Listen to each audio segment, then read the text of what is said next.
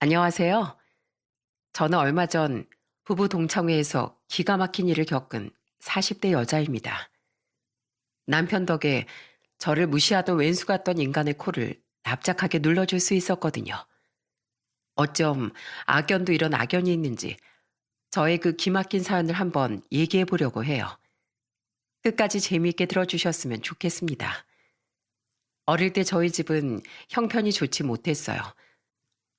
아빠는 가난한 집에서 태어나 동생들 먹여 살리느라 모아둔 돈이 없으셨고, 결혼 후엔 사슴 농장에서 일을 하며 저와 여동생을 키우셨어요. 비록 낡고 허름한 집에 살긴 했지만 저희 가족은 서로 사이가 좋고 화목했어요. 지금 생각해보면 그게 다 저희를 위해 희생하시는 부모님 덕분이었던 것 같아요. 어릴 땐 사실 부모님이 내색을 안 하시니까 잘 몰랐는데 중학교에 올라가고 나니까 조금씩 그게 눈에 보이더라고요.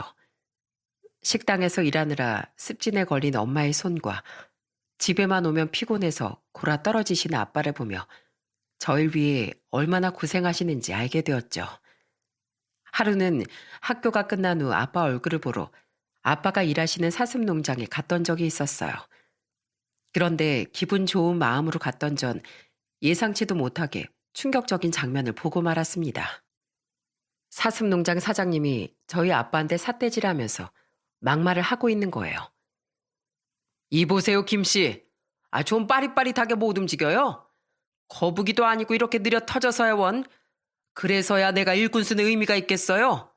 그리고 여기서 하루 이틀 일하는 것도 아니면서 언제까지 사슴한테 겁먹을 겁니까? 그래가지고 일하겠어요? 그냥 내일부터 안 나오고 싶어요?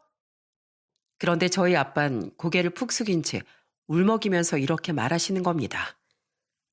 사장님, 죄송합니다. 예전에 같이 일하던 박 씨가 뿔에 받쳐서 크게 다친 걸 봐서 그런지 제가 겁이 나서 그만. 다음부턴 조심하겠습니다. 뿔에 받치든 말든 그건 내 알 바 아니고 알아서 잘 좀 합시다. 아시겠어요? 확 잘라버리기 전에. 그건 절대 안 됩니다. 우리 가족 먹여 살려야 돼요. 앞으로 잘할 테니 제발 자르겠다는 말은 하지 말아주세요. 저는 그걸 보고 무섭기도 했지만 너무 화가 났어요. 그래서 큰 소리로 아빠를 불렀습니다. 하지만 아빤 깜짝 놀라 제게 달려오시더니 얼른 집에 돌아가라고 등을 떠미시더라고요. 그날 전 퇴근하고 집에 오신 아빠한테 이렇게 얘기했어요. 아빠, 그 아저씨 뭔데 왜 아빠한테 그렇게 심하게 얘기해? 왜 아빠가 거기서 고개 숙이고 욕먹고 있어야 되냐고. 명자야, 그 사람은 아빠가 일하는 사슴 농장 사장님이셔. 아빠가 일을 잘 못해서 잠깐 혼난 것뿐이야. 원래 돈을 벌다 보면 욕을 먹을 때도 있고 구박을 받을 때도 있는 거야. 아빤 우리 가족을 위해서라면 그 정도는 아무렇지도 않아. 그러니까 아빤 신경 쓰지 말고 넌 학교에서 공부 열심히 할 생각이나 해. 알았지? 저는 너무 속상했지만 아빠는 계속 괜찮다고만 하시더군요. 저는 사람은 다 평등하다고 배웠는데 왜 아빠가 그렇게 비굴하게 있어야 되는지 이해가 되지 않았어요. 그래도 아빠가 저를 위해 고생하시니 전 아빠 말씀대로 공부를 열심히 해서 나중에 꼭 훌륭한 사람이 돼야겠다고 결심했답니다. 하지만 저의 학교 생활을 방해하는 인간이 한 명 있었어요. 소위 일진이라고 불리는 양아치 같은 여자애들이었는데 그 중에서도 우두머리에 해당되는 애가 하필이면 아빠가 일하시는 사슴 농장 딸이었거든요. 엉덩이가 다 보일 정도로 교복을 짧게 줄이고 학교에서 대놓고 불량스러운 짓을 하는데도 그 집이 사슴 농장에 큰 식당까지 하는 지역 유지라 선생님들도 못 건드리시는 것 같더라고요. 그 앤 특히 형편이 안 좋아 보이는 애들을 주로 괴롭혔는데 저도 그 타겟 중 하나였어요. 야, 넌 교복이 구질구질하게 이게 뭐냐? 빨아입긴 하는 거니? 너 설마 돈 없어서 너네 집에 세탁기도 없는 거 아니지? 조선시대처럼 시냇물에 가서 다듬이질로 빨래하는 거 아니야? 우리 학교 앞 하천에서 너네 엄마가 다듬이질 한다는 소문이 있더라. 무슨 소리야. 말을 지어낼 거면 좀 그럴듯하게 지어내던가. 요즘 세상에 누가 다듬이질을 해. 괜히 시비 걸지 말고 공부나 좀 해. 머리에 든 게 없으니 다듬이질 같은 말도 안 되는 소리 하고 있지. 그런데 그 애의 괴롭힘은 제가 우리 아빠 딸이라는 걸 알고 나서부터 더 심해졌어요. 하루는 학교 복도를 지나가는데 바닥에 1,000원짜리 지폐가 한 장 떨어져 있는 거예요. 주인을 찾아주려고 돈을 주었는데 갑자기 그 애가 일진무리를 이끌고 나타나더라고요. 역시 거지라서 그런지 돈 냄새는 기가 막히게 많네. 너네 아빠도 우리 아빠한테 맨날 구질구질하게 굴던데 역시 그 아빠의 그 딸인가 보다. 너네 아빠가 우리 집 마당새잖아. 내가 한마디만 하면 너네 아빠 우리 아빠한테 홍군형 나게 해줄 수도 있어. 재밌을 것 같은데 오늘 가서 한번 해볼까? 뭐라고? 야 박진희, 우리 아빠가 왜 너네 집 마당새야? 우리 아빤 정당하게 월급 받고 사슴농장에서 일하는 거거든? 그게 마당새랑 뭐가 달라? 우리 아빠가 하라는 대로 다 하는데. 그리고 그 월급도 우리 아빠가 주는 거거든? 야, 이참에 너도 그냥 우리 집 애완견이나 할래? 내 앞에서 네 발로 기면서 개처럼 짖으면 내가 1,000원 더 줄게. 저는 그 모욕적인 말에 너무 화가 나 그 애한테 소리를 지르며 달려들었습니다. 그리고 머리채를 마구 잡아 뜯었어요. 너 지금 뭐라고 했어? 개처럼 짖어보라고? 그래, 나 광견병 걸린 미친 개다. 나한테 한번 너 물려볼래? 아! 왜 이래? 너 미쳤어? 너네 아빠 자르라고 내가 우리 아빠한테 다 일러버린다. 이르든지 말든지 우리 아빠가 거기 아니면 일할 데 없는 줄 알아? 아빠 백 믿고 무식하게 나대는 주제에. 그렇게 저와 그 애는 복도에 나뒹굴며 한참 동안이나 몸싸움을 했습니다. 나중에 나타난 선생님이 말리는 바람에 싸움이 끝나긴 했지만 한참 동안 씩씩거리며 그 애를 노려봤어요. 그리고 그날 저는 집에 가서 아빠한테 울면서 이렇게 얘기했습니다. 아빠, 제발 그 사슴농장에서 일 안 하면 안 돼? 아빠도 그 집 딸내미 알지? 걔가 맨날 학교에서 나 무시하고 괴롭혀. 자꾸 자기네 아빠한테 일러서 아빠 자르게 만들 거라고 협박까지 한단 말이야. 아빠, 거기 그만두고 다른 데서 일하면 안 돼? 월급을 더 적게 준다고 하면 차라리 내가 밥이라도 덜 먹을게. 나 학교에서 걔한테 무시당하는 것도 너무 싫고 아빠가 걔네 집에서 마당새 취급받는 것도 싫단 말이야. 그러니까 제발 거기 그만두고 다른 일 해주라. 어? 그러자 아빠는 한숨을 푹푹 쉬더니 알겠다고 하시더군요. 본인이 힘드실 땐 꾹꾹 참으셨는데 딸인 제가 힘들다고 하니까 이제야 그만둘 결심을 하셨나 봐요. 결국 아빠는 사슴농장 일을 그만두고 공장에 취업해 일을 하게 되었답니다. 하지만 그 이후에도 그 애의 괴롭힘은 계속되었어요. 아예 절 재밌는 장난감쯤으로 생각하는 것 같았죠. 그런데 눈에는 눈, 이에는 이라는 말이 있죠. 저는 걔가 막말을 하면 똑같이 막말을 하고 저에게 물을 뿌리면 똑같이 물을 부어주며 응대했습니다. 그래도 말이 안 통하면 머리채를 잡아 뜯고 시원하게 욕까지 날려줬죠. 그런데도 그 애는 정신을 차리지 못했는지 중학교를 졸업할 때까지 계속 그러더라고요. 다행히 고등학교는 서로 다른 학교에 진학하게 돼서 더 이상 볼 일이 없어졌지만은요. 그 후 시간이 흘러 저는 대학을 졸업한 후에 평범한 직장에 취업을 했어요. 부모님께서 애써 주신 덕분에 집안 형편도 어느 정도 나아졌답니다. 저희 부모님은 항상 저와 여동생이 좋은 남자를 만나 결혼하길 바라셨어요. 그런데 제가 30대 중반이 넘도록 결혼을 하지 않으니 걱정이 참 많으셨죠. 그런데 제가 30대 중후반에 결혼할 남자를 데려오자 이렇게 말씀하시더군요. 아이고, 우리 명자가 평생 결혼도 안 하고 혼자 살까봐 걱정이 많았는데 이렇게 듬직한 사윗감을 데려오니까 너무 기뻐서 춤이라도 추고 싶네. 자네, 우리 명자 잘 부탁하네. 남편은 예비 시아버지 소유의 7층짜리 건물에서 수학학원을 운영하고 있었어요. 솔직히 처음엔 예비 시댁이 경제적으로 여유가 있다 보니 평범한 집안에서 자란 절 마음에 들어하지 않으실 줄 알았어요. 그런데 처음 예비 시댁에 인사드리러 갔을 때 예비 시아버지가 절 무척이나 반갑게 맞아주시더라고요. 그래. 고향이 경상도라고? 경상도 어디? 남도 아니면 북도? 아, 저는 경상남도 출신이에요. 아버님도 경상남도 분이시라면서요. 그래, 나도 경남 출신이지. 이거 정말 반갑구나. 나도 원래 그쪽에 살았었는데 결혼하자마자 올라온 거야. 내가 무일푼으로 올라와서 가족들 먹여 살리겠다고 안 해본 일이 없거든.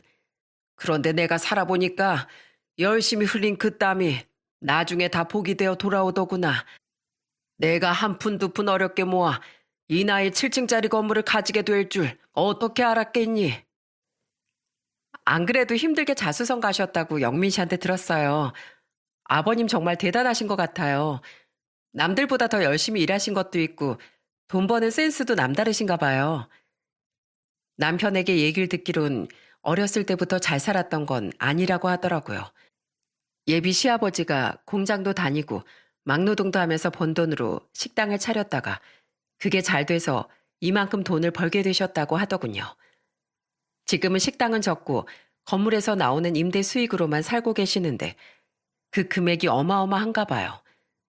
부잣집에서 태어난 것도 아니고 오로지 본인 능력으로 이만큼 자수성가하셨다고 생각하니까 정말 대단하다는 생각이 들었어요. 그런데 예비 시아버진 제 눈을 빤히 들여다보시더니 이런 말씀을 하시더라고요.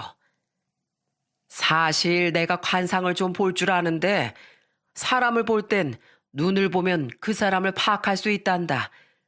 내가 이렇게 보니까 우리 며느리 될 사람은 참 선한 눈동자를 가지고 있는 것 같구나. 사람이 아무로 겉으로 착한 척해도 그 눈빛은 숨길 수가 없거든.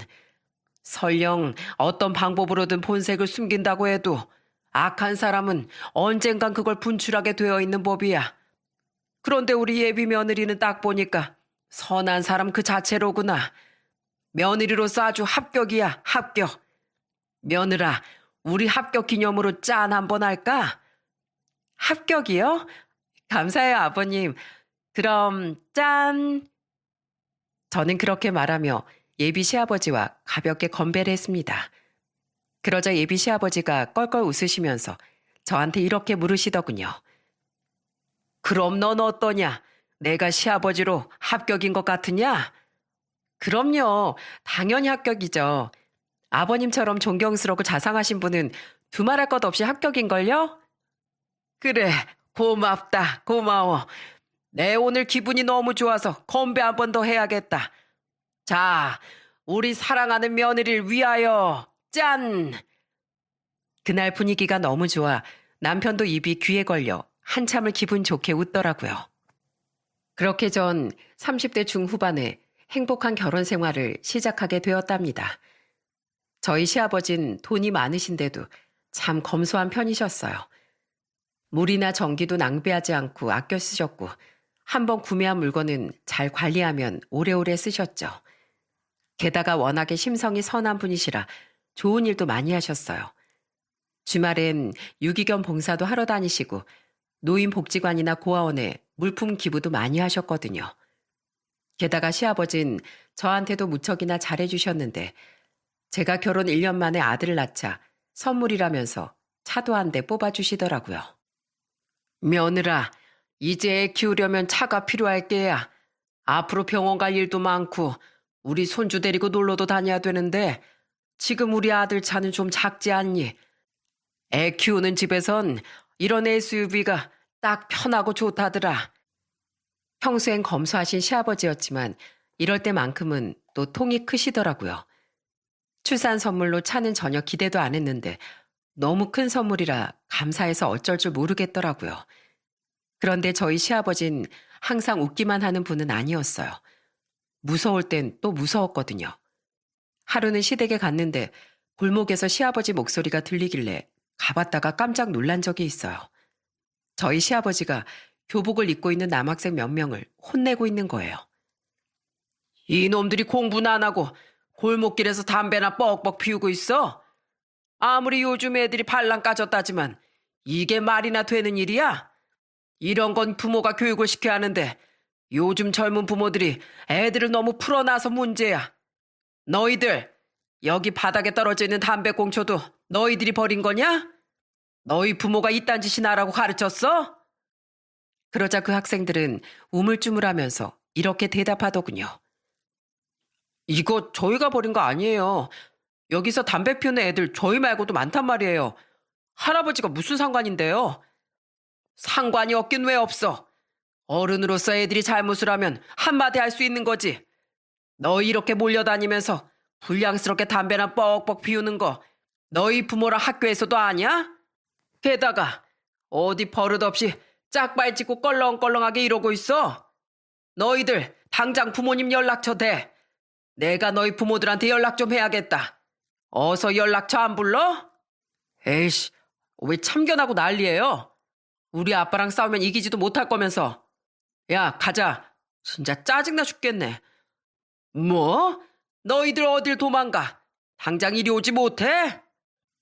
시아버지가 소리를 쳤지만 학생들은 뒤도 안 돌아보고 도망가 버렸습니다. 시아버진 평소에도 예의가 없거나 개념이 없는 행동을 보면 못 참는 분이셨어요. 그런데 불량스러워 보이는 학생들한테까지 그렇게 하시는 걸 보니 제가 다 걱정이 되더라고요. 그래서 시아버지와 함께 시댁에 들어간 전 이렇게 얘기했답니다. 아버님, 담배 피우는 애들 혼내시는 것도 좋은데 연세도 있으시니까 몸 좀 사리셔야 할 것 같아요. 요즘 애들이 얼마나 무서운데요. 아까 그 애들이 그냥 도망갔으니 망정이지 여럿이서 아버님한테 달려들었으면 큰일 날 뻔했다고요. 그럼 그 버릇없는 애들을 그냥 놔두란 말이냐? 그런 놈들은 초장에 잡아야 돼. 어릴 때 버릇을 고쳐놓지 않으면 성인이 돼서도 인간 역할 못하는 거라고. 그러자 옆에 있던 시누이가 이러더라고요. 아휴, 하여튼 우리 아빠 성격 어디 안 간다니까. 새언니, 우리 아빠 별명이 옛날부터 호랑이였어요. 이 동네에서 무섭기로 유명했거든요. 저랑 오빠들도 어릴 때 얼마나 혼나면서 컸는 줄 아세요? 덕분에 저희 남매 모두 어디 나가서 버릇없다는 소리는 한 번도 안 듣잖아요. 이게 다 저희 아빠가 철저하게 교육해서 그런 거예요. 맞아, 여보. 내가 저번에 얘기했지? 우리 아버지 엄청 무섭다고. 그런데 아버지, 이 사람 말대로 이제 몸 좀 사리세요. 그러다가 이상한 놈들한테 걸리면 진짜 큰일 난다고요. 하지만 시아버진 헛기침을 크게 하시며 이렇게 말씀하시더군요. 그래도 잘못한 건 잘못했다고 짚어줘야지. 내가 세상에서 제일 싫어하는 게 예의 없게 구는 거랑 남을 무시하는 거야. 저런 애들이 저대로 구면 뭐가 되겠니? 아주 사람들한테 민폐나 끼치고 지가 뭘 잘못했는지도 모르는 사람이 되어버릴 게 분명하지. 저런 놈들이 나중에 돈이라도 많이 벌어봐라. 얼마나 많은 사람들이 저런 놈들 때문에 마음고생하게 될지 눈에 선하지 않니? 자고로 돈 많고 인성 나쁜 놈들이 제일 악질이야. 돈 가지고 남들을 마음대로 협박하고 가지고 놀거든. 내가 지금 건물까지 가지고 있는데도 왜 건물 청소도 직접 하고 봉사활동까지 하러 다니는 줄 아니? 내 스스로가 돈에 찌들어 남들 위에 서게 될까봐 항상 겸손한 마음을 가지려고 그렇게 하는 거야. 그러니까 너희들도 잘 새겨듣거라. 항상 겸손하고 남을 존중할 줄 알아야 한다. 알겠니? 저희 시아버진 삶에 대한 철학이 확고하신 분이었어요. 저희 시아버지 여서가 아니라 정말 객관적으로도 존경할 만한 분이셨죠. 게다가 본인이 예전에 장사를 해보셔서 그런지 건물 세입자들 사정도 많이 봐주시는 것 같더라고요. 결혼 생활을 한 지 5년쯤 됐을 때였어요. 하루는 남편이 시아버지랑 통화를 하는데 이런 말을 하는 거예요. 아버지, 월세 밀리는 거 봐주는 것도 한두 번이지 이제 좀 강하게 나가셔야 되는 거 아니에요? 그 사람들 사정도 있겠지만 솔직히 제 입장에서 좀 아닌 것 같아요. 그 사람들 평소에 문제 많은 거 아시잖아요. 남편이 시아버지랑 전화를 끊고 나서 저는 무슨 일이냐고 물어봤습니다. 그러자 남편이 이렇게 대답하더라고요. 우리 아버지 말이야. 세입자가 월세를 5달이나 밀렸는데도 또 봐주시라네. 원래 예전부터 몇 달 정도 밀리는 건 이해를 해주셨는데 지금 세입자는 내가 봤을 때 좀 캥기는 부분이 많아서 아무래도 아버지가 예전에 힘들게 장사하시던 시절이 있어서 매정하게 내치진 못하시는 것 같아. 에휴, 이럴 때 보면 우리 아버지도 참 마음이 여리시단 말이지. 그렇게 호랑이처럼 무서운 분이 형편 안 좋은 사람들은 그냥 지나치질 못하시더라고. 시아버지가 워낙에 심성이 좋으시고 월세 몇 달 안 받아도 생활에 지장이 없다 보니 최대한 세입자들의 편의를 봐주는 것 같더군요. 저였으면 그렇게 못했을 것 같은데 참 대단하신 분이라는 생각이 들었어요. 가진 자가 베푼다는 게 바로 이런 말인 것 같더라고요. 그 일이 있은 지 얼마 안 됐을 때였어요. 주말에 부부 동창회가 있어 친정 엄마에게 아들을 맡기고 남편과 함께 집을 나섰어요. 결혼 첫 해 한 번 가고 3년 차 때 또 한 번 갔으니 벌써 세 번째로 참석하는 동창회였답니다. 그런데 약속 장소에 도착해 보니 차가 너무 많아 주차하는데 시간이 오래 걸릴 것 같았어요. 남편은 자기가 주차하고 들어갈 테니 저보고 먼저 들어가 있으라고 하더군요. 그런데 먼저 식당에 들어간 전 제 눈을 의심하고 말았어요. 중학교 때 절 내내 무시하고 괴롭히던 그 애가 떡하니 앉아있지 않겠어요? 그동안 동창회를 2번 나와봤지만 한 번도 걔를 본 적이 없었는데 이번엔 남편하고 같이 왔더라고요. 하필이면 자리가 걔 맞은편 자리밖에 없어서 앉았는데 걔 역시 저를 보고 놀라더군요. 이야, 이게 누구야? 김명자 아냐? 야, 너 옷 입은 꼬라지 보니까 아직도 구질구질하게 거지로 사나 보다. 얘들아, 너네 알지? 얘네 아빠가 우리 집 마당새였잖아. 이 나이 먹고도 그런 식으로 말하는 걔를 보자 너무 어이가 없더라고요. 그래서 전 걔를 똑바로 쳐다보며 이렇게 말했습니다. 넌 나이가 몇인데 아직도 일진놀이 중이니? 나이가 40이 넘었으면 정신연령도 똑같이 성숙해졌어야지. 언제까지 중학생 시절에 머물러 있을 거야? 뭐래? 내 꼬봉 주제. 야, 나이 먹으면 너랑 나랑 동급이라도 되는 줄 알아? 어차피 거지같이 사는 넌 내 생활 수준 따라오지도 못하잖아. 너 우리 남편이 얼마나 대단한 사람인 줄 알아? 사업 여러 개 하면서 돈 엄청 잘 번다고. 그리고 나도 우리나라에서 제일 유명한 감자탕집 체인점 사장이거든? 너 같은 게 감히 나한테 비빌 수나 있을 것 같아? 아이고야, 대단하시네. 그래서 그거 자랑하려고 동창회까지 나왔냐? 너 옆에 남편까지 두고서 이렇게 본성 드러내는 거 쪽팔리지도 않아?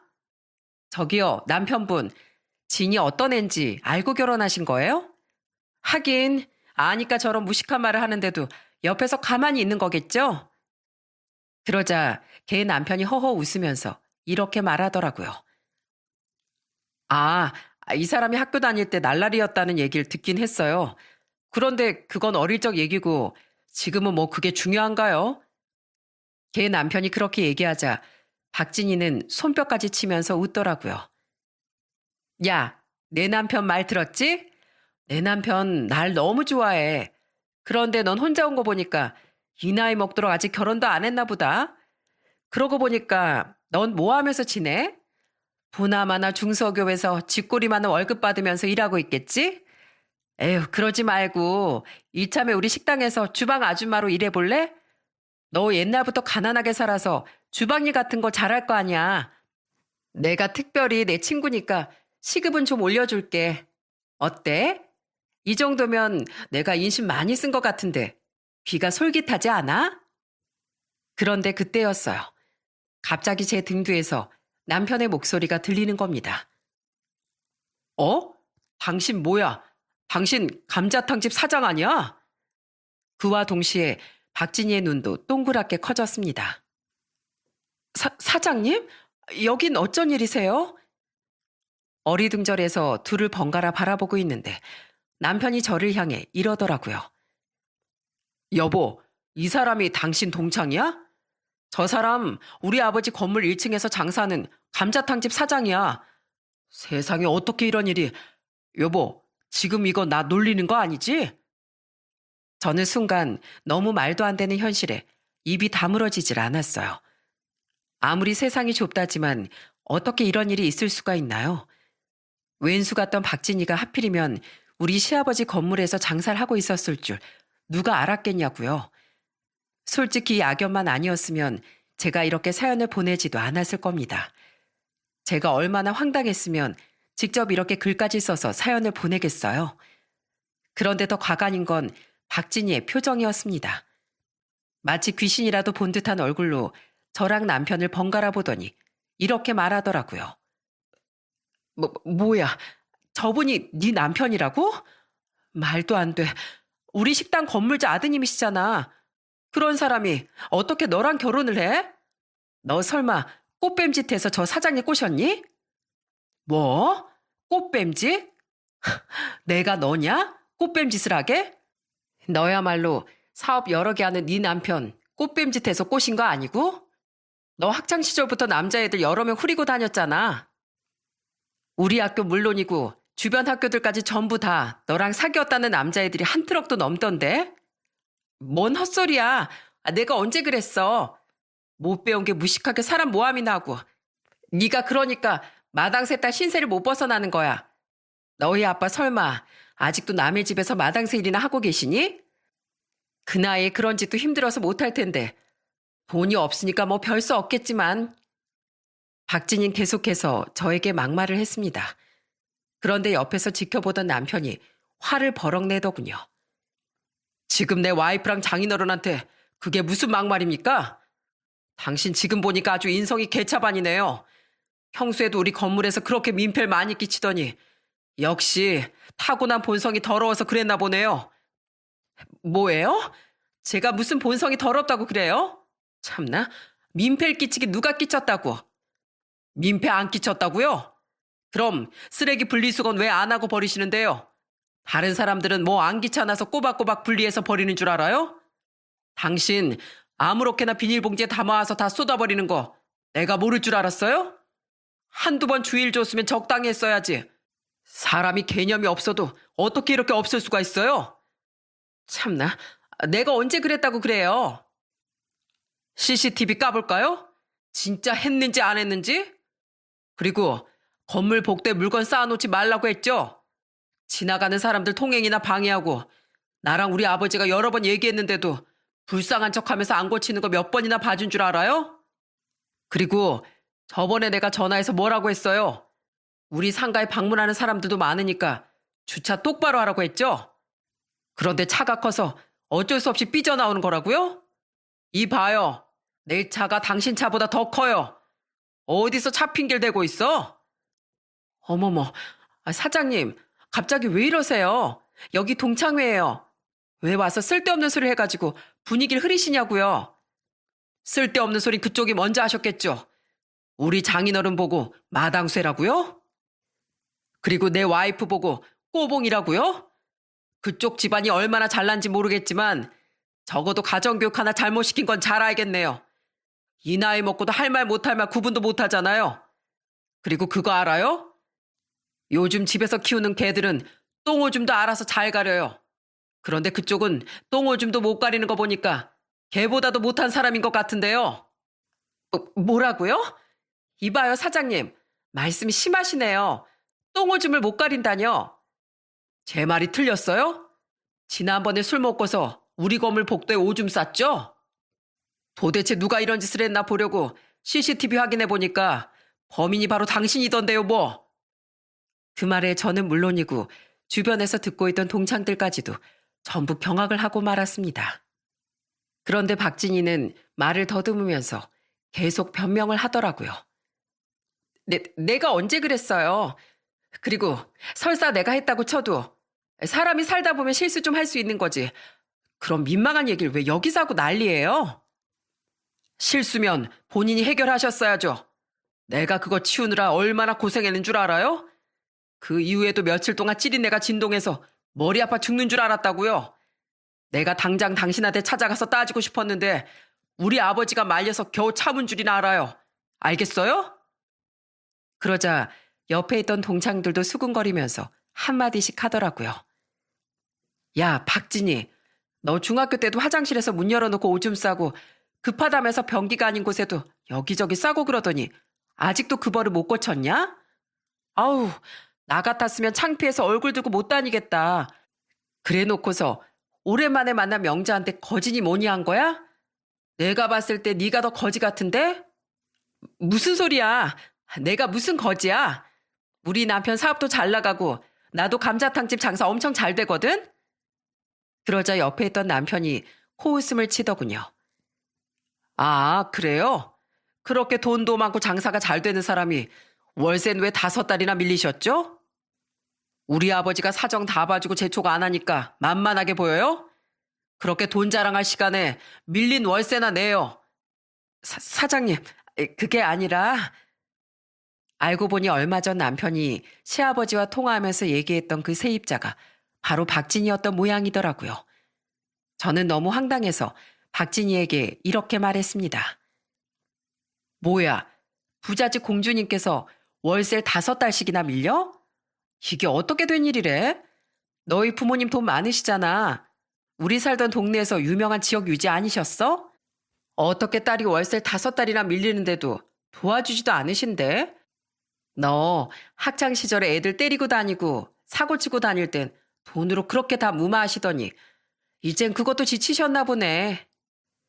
그러자 다른 동창들도 한마디씩 또 하더라고요. 야, 그러고 보니 좀 이상하네. 우리 중에 제일 부잣집이었던 애가 왜 월세도 못 내서 쩔쩔맨데? 그러고 보니 너 지금 걸고 있는 그 목걸이 그거 짝퉁 아니야? 내가 명품을 좀 아는데 정품이랑은 좀 다른 것 같은데? 무슨 소리야? 쪽팔리게 내가 짝퉁을 왜 메고 다녀? 그러고 보니 제 가방도 짝퉁 같은데? 저 로고가 좀 어설프지 않아? 맞네, 짝퉁이네.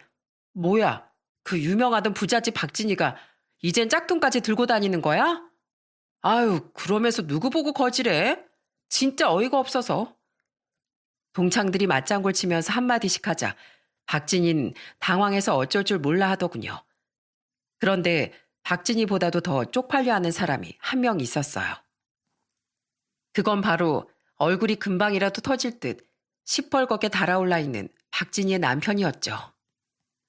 당신, 기껏 나한테 동창회 같이 가자고 해놓고 이게 뭐야?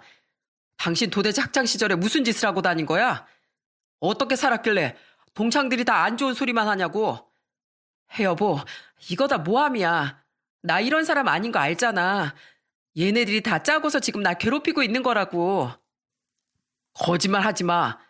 다들 오랜만에 만난 것 같은데 굳이 너 하나 망신 주겠다고 이런 연기를 한다고? 아휴, 나 쪽팔려서 더 이상 여기 못 있겠으니까 동창회 하려면 당신 혼자 해. 난 집에나 갈 테니까. 여보, 같이 가. 혼자 가면 어떡해. 결국 박진이는 남편을 따라 도망가 버리더군요. 그 후에도 한참 동안이나 동창들이 박진이를 욕하기 바빴어요. 그리고 동창회가 끝난 후 집에 돌아오자 남편이 저에게 이렇게 말하더군요. 여보, 나 아무래도 이거 아버지한테 다 얘기하고 그 인간들 아버지 건물에서 쫓아내야겠어. 아버지가 좋은 마음으로 월세 밀린 것도 봐줬는데 저런 나쁜 인간들인 줄 알았으면 절대 안 봐줬을 거야. 세상에 가족들 먹여 살리겠다고 사슴 농장에서 힘들게 일하고 있는 장인어른한테 마당새라고 하는 게 말이 돼? 어렸을 땐 철이 없어서 그랬다 쳐. 그럼 적어도 지금은 반성을 하고 사과를 했어야지. 그런데 사과는커녕 아직까지 당신을 무시하는 거 보니까 나 더 이상은 못 참아. 나 그 인간들한테 가게 빼라고 통보할 거야. 남편은 저보다도 더 화가 난 것 같더라고요. 남편도 저희 아빠가 얼마나 고생하면서 절 키우셨는지 저한테 들어서 잘 알고 있었거든요. 게다가 시아버지도 힘들게 자수성가해서 성공하신 분이다 보니 열심히 사는 사람을 마당새라고 부르면서 모욕하는 걸 참기 어려웠나 봐요. 그런데 막상 남편이 계약 해지를 통보하니 박진이한테서 연락이 오더군요. 얼굴에 철판 깔고 뻔뻔하게 굴던 동창회에서와는 달리 비굴한 목소리로 이렇게 말하더라고요. 명자야, 나 좀 살려줘. 네 남편이 월세 5달이나 밀렸으니까 계약 위반이라고 임대차 계약을 해지하지. 이 정도면 충분히 많이 봐준 거 아니냐면서 당장 가게 빼라는데 네가 좀 알려주면 안 될까? 미쳤냐? 내가 그걸 왜 말려야 하는데? 그러게 남의 건물에서 장사할 거면 월세를 따박따박 잘 냈어야지. 너 부자라며? 돈 많다며? 그런데 왜 월세를 안 내? 나 부자 아니야. 우리 아버지가 옛날에나 지역 유지로 떵떵거리면서 살았지. 지금은 아니란 말이야. 그리고 너 뉴스 못 봤어? 요즘에 자영업자들 힘든 거 너도 알잖아. 인건비도 부족해서 직원도 줄이느라 내가 밤낮으로 뼈 빠지게 일하고 있단 말이야. 나 부잣집에 살면서 손에 물 안 묻히고 곱게 자란 거 너 알잖아. 그런 내가 이렇게까지 고생하면서 사는데 네가 좀 한 번만 봐주면 안 될까? 네 남편 사업 잘 된다며. 돈 많은 네 남편한테 해결해달라고 하면 되겠네. 여태까지 나한테 거지라고 하고 우리 아빠 보곤 마당새라고 했으면서 왜 이제 와서 나보고 도와달래? 우리 남편 사업 잘 되는 거 아니야. 지금 망하기 일보 직전이라고. 그냥 동창회에서 애들한테 있어 보이고 싶어서 잘 된다고 얘기한 것뿐이야. 그렇다고 애들 앞에서 우리 남편 돈도 못 벌어오는 무능력한 인간이라고 얘기할 수는 없잖아. 명자야, 우리 친구잖아. 친구 좋다는 게 뭐야? 이렇게 힘들 때 서로 돕고 사는 게 친구 아니야? 그러지 말고 우리 같이 좀 잘 먹고 잘 살자. 내가 어릴 때 너한테 잠깐 못되게 한 걸로 나 이렇게 비참하게 하지 말아주라. 어? 어릴 때 잠깐 못되게 한 거라고?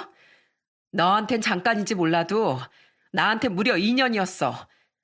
네가 그 시간 동안 나랑 우리 가족들한테 모욕적인 말을 얼마나 많이 내뱉었는 줄 알아? 게다가 어디 그것뿐이야? 네 친구들 잔뜩 데려와서 내 머리채 잡아뜯고 내 발 걸어서 넘어뜨린 적도 여러 번이었잖아. 그나마 내가 성깔이 있어서 너한테 똑같이 해주긴 했지만 너 때문에 스트레스가 이만저만이 아니었거든? 그리고 내가 왜 네 친구야?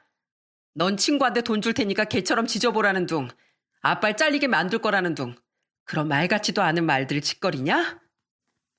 난 널 한 번도 친구라고 생각해 본 적 없어. 네가 뭔데 내 앞에서 친구인 척을 해? 그건 내가 너무 어릴 때 철이 없어서 그랬던 거야. 어릴 때부터 부족한 거 없이 부유하게 자라서 나보다 못 사는 애들은 다 내 밑에 있는 줄 알았어. 그런데 지금은 아니야. 진짜 나 반성했단 말이야.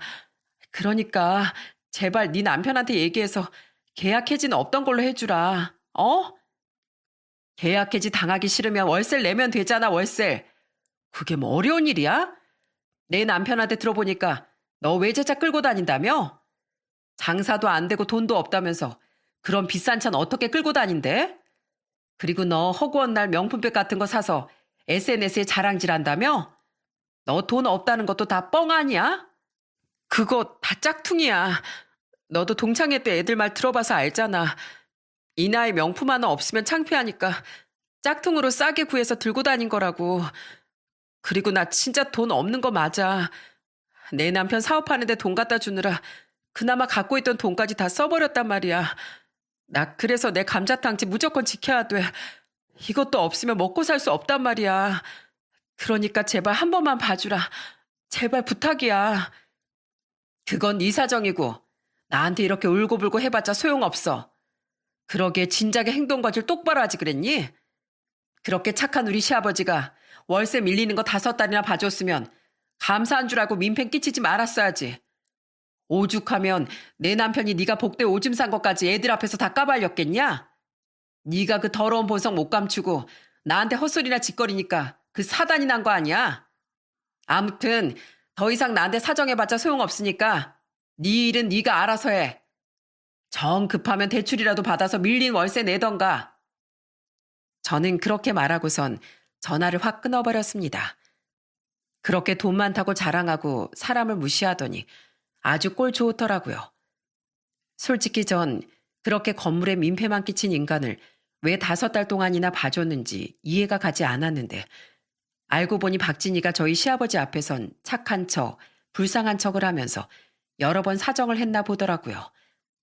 시아버지도 남편한테 얘기를 들어서 걔가 이것저것 문제가 많은 건 알고 있었지만 젊은 사람이 먹고 살려고 울면서 사정하는 걸 보니 마음이 약해져서 봐주셨나 봐요.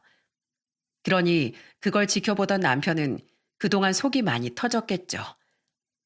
그런데 그 이후에도 남편은 시아버지와 상의하고선 몇 달 더 걔를 내버려 두더라고요. 장사하고 있는 가게를 그렇게 순식간에 접는다는 게 쉽지 않다면서요. 꼭 밀린 월세를 내겠다고 울면서 약속을 하길래 한동안 지켜보기로 했답니다. 하지만 어릴 때부터 싹수가 노랬던 애가 그 약속을 지킬 리가 있겠어요? 착한 사람이 배려를 해주니까 그게 당연한 권리인 줄 알고 계속 월세를 안 내는 겁니다. 대로변에 있는 상가라서 밀린 월세가 상당히 큰 금액이었는데 도저히 참다 안 되니까 이번엔 시아버지가 직접 나서셨어요. 이봐요, 박 사장. 내가 사정이 딱해 보여서 몇 달 말미를 준 건데 도저히 안 되겠네요. 사람이 호의를 베풀고 약속을 했으면 적어도 지키려는 노력은 했었어야죠. 우리 며느리 학창시절에 괴롭힌 거 뻔히 알면서도 젊은 사람이 길바닥에 나앉을까 싶어 봐줬더니만 이제 이 늙은이가 호구로 보이나 보죠? 나 더 이상은 못 참습니다. 당장 가게 빼고 내 건물에서 나가요. 결국 시아버지가 내용 증명까지 보내고 나서야 박진인 두 손 두 발 다 들고 나가게 되었습니다. 돈이 급했는지 가게를 다른 사람한테 넘기고 몸만 빠져나갔어요. 다행히 밀린 월세는 보증금에서 차감하고 돌려주었습니다. 시아버진 살다 이런 세입자는 처음 본다면서 한숨을 푹푹 쉬시더라고요. 좋은 마음으로 배려해 준 건데 이렇게 뻔뻔하게 나올 줄은 모르셨다네요. 그런데 박진이가 저희 시아버지 건물에서 쫓겨난 지 몇 달 안 됐을 때였어요. 갑자기 저한테 전화를 해선 이러는 거예요. 명자야, 나 너무 힘들어. 감자탕집 그렇게 다른 사람한테 넘겨버리고 뭐라도 다시 하려면 돈이 필요한데 우리 친정도 그렇고 시댁도 아무런 도움도 주질 않아. 친구들한테 연락을 해봐도 다 못 도와준대. 나한테 남은 건 너 하나뿐인데 네가 나 좀 도와주면 안 될까? 더도 말고 덜도 말고 딱 5천만 원만 빌려줘. 그럼 내가 차용증이라도 쓸게. 다짜고짜 돈을 빌려달라는 말을 들으니 너무 어이가 없더라고요. 사람이 양심이 있으면 저한테 돈 빌려달라는 얘기를 할 수가 있나요? 그래서 전 박진희에게 이렇게 말했습니다. 너 진짜 뻔뻔하다. 어떻게 나한테 돈 빌려달라는 얘기를 해? 너 우리 집 가난하다고 나 엄청 무시했었잖아. 돈 가지고 떵떵거리면서 갑질할 때는 언제고 이제 와서 돈 떨어지니까 나보고 돈을 빌려달래? 너 진짜 제정신이니? 그건 정말 미안해. 내가 저번에도 미안하다고 사과했잖아. 그리고 너라면 빌려줄 수 있을 것 같아서 얘기하는 거야. 네 남편 부자잖아. 건물주 아들이잖아. 5천만 원 정도는 너한텐 껌값 아니냐? 사람 한 명 살리는 셈 치고 제발 나 좀 도와주라. 야, 제발 말 같은 소리를 좀 해. 나한테 5천만 원이 껌값도 아닐 뿐더러 설사 껌값이라고 해도 너한테 빌려줄 생각 추호도 없어. 내가 미쳤다고 나한테 그 큰 돈을 빌려주니? 5천만 원이 아니라 5천 원이어도 못 빌려줘. 그리고 너 가게 다른 사람한테 넘기면서 받은 돈 있을 거 아니야. 그 돈은 다 어디 갔는데? 그건 내 남편 사업하는 데 필요해서 다 써버렸어. 감자탕집 운영하면서 버는 족족 남편 사업에다 꼬라박았단 말이야. 결혼하기 전엔 사업도 잘 되고 돈도 잘 벌어서 투자하면 회수할 수 있을 줄 알았는데 막상 결혼하고 보니까 실속 없는 회사였는지 금방 주저앉더라고. 시댁도 돈 많은 집인 줄 알고 결혼했는데 아니었어. 안 그러면 내가 이 늦은 나이에 뭐하러 그런 키 작고 머리 벗겨진 사람이랑 결혼을 했겠어. 그 사람이랑 결혼하면 짝퉁이 아니라 진짜 명품으로 도배할 수 있을 줄 알고 결혼한 건데 나도 완전 속은 거란 말이야. 나 이제 더 이상 남편한테 퍼줄 돈도 없어. 돈을 벌어야 퍼주기라도 하지. 그러니까 제발 네가 나 좀 도와주라. 너 착한 애잖아. 그냥 눈 한번 딱 감고 나 도와주면 안 돼? 착한 것도 상대를 봐가면서 착하게 구는 거야. 너 같은 인성 쓰레기한테 똑같이 대해주는 게 정답이야. 그리고 돈 보고 남편이랑 결혼했는데 속았다고? 꼴 좋네. 아마 네 남편도 너한테 속았다고 생각할걸? 돈 많은 남자 낚으려고 결혼 전에 착한 척 엄청 했을 거 아니야. 사람은 끼리끼리라고. 서로 속이면서 결혼한 거 아주 축하해. 둘이서 평생 이혼하지 말고 잘 살아봐 어디. 둘이 아주 딱 잘 어울리니까. 저는 그렇게 말하고선 전화를 끊어버렸어요. 그 이후에도 박진인 몇 번이나 저한테 연락을 해서 돈을 빌려달라고 했는데 저는 그때마다 꺼지라고 얘기하고 전화를 끊어버렸답니다. 여러 번 부탁을 해도 들어주지 않으니 어느 순간부턴 아예 연락이 안 오더라고요. 그렇게 박진일 동창회에서 만난 지도 벌써 1년이 지났네요. 얼마 전 친정에 갔는데 혹시나 아빠가 기억하시나 싶어서 한번 물어봤어요. 아빠, 혹시 예전에 아빠가 일하던 사슴농장 딸내미 기억나? 아, 그 애. 기억나지. 조그만 게 버릇이 참 없었는데 너랑 왜 학교에서 같은 반이었잖아. 아, 역시 아빠도 기억하고 있었네. 아니, 걔가 하필이면 우리 시아버지 건물에서 감자탕 집을 하고 있었지 뭐야? 악연도 이런 악연이 있을 수가 없어. 그런데 월세 5달이나 넘게 밀리고 동창회에서 나한테 막말하다가 이희한테 한 방 먹고 그 건물에서도 쫓겨나 버렸어. 부자라고 거들먹거리던 애가 그런 신세가 된 걸 보니까 진짜 웃기지 않아? 그러자 저희 아빠도 무슨 그런 인연이 있냐며 신기해하시더라고요. 그러면서 이런 말씀을 하시더군요. 그의 아버지가 사업을 그렇게 이리저리 벌리더니 망했다고 듣긴 들었다. 예전엔 잘 나가던 지역 유지였는데 그것도 오래 못 가더구나. 그러게 사람이 돈이 있을 때 아낄 줄도 알아야 되는데 돈 자랑하면서 흥청망청 계획 없이 써버리니 그 지경이 난 게지. 내가 그 집에서 일할 때 그 집 딸내미도 그렇지만 그 마누라도 사치가 엄청 심했거든. 이래서 사람 인생은 어떻게 될지 모르는 거야. 내가 지금 가진 게 많다고 해서 아무렇게나 막 살면 안 되는 거라고. 그런 의미에서 보면 사돈 어른은 참 좋은 분이신 것 같구나. 가진 게 많으신데도 없는 사람들한테 함부로 안 하시고 오히려 좋은 일만 많이 하시잖아. 아빠는 그렇게 말씀하시면서 시아버지 칭찬까지 하시더라고요. 하긴 우리 시아버지가 무서울 때 무섭지만 참 남들 생각도 많이 하시는 분이시잖아요. 전 아무래도 부모님도 잘 만나고 시부모님도 잘 만난 것 같아요. 양가 부모님이 이렇게 모두 훌륭하시니 저와 남편이 아무 문제 없이 행복하게 잘 살고 있는 거겠죠. 여러분, 돈은 있다가도 없어지고 또 없다가도 생긴다는 말 들어보셨죠?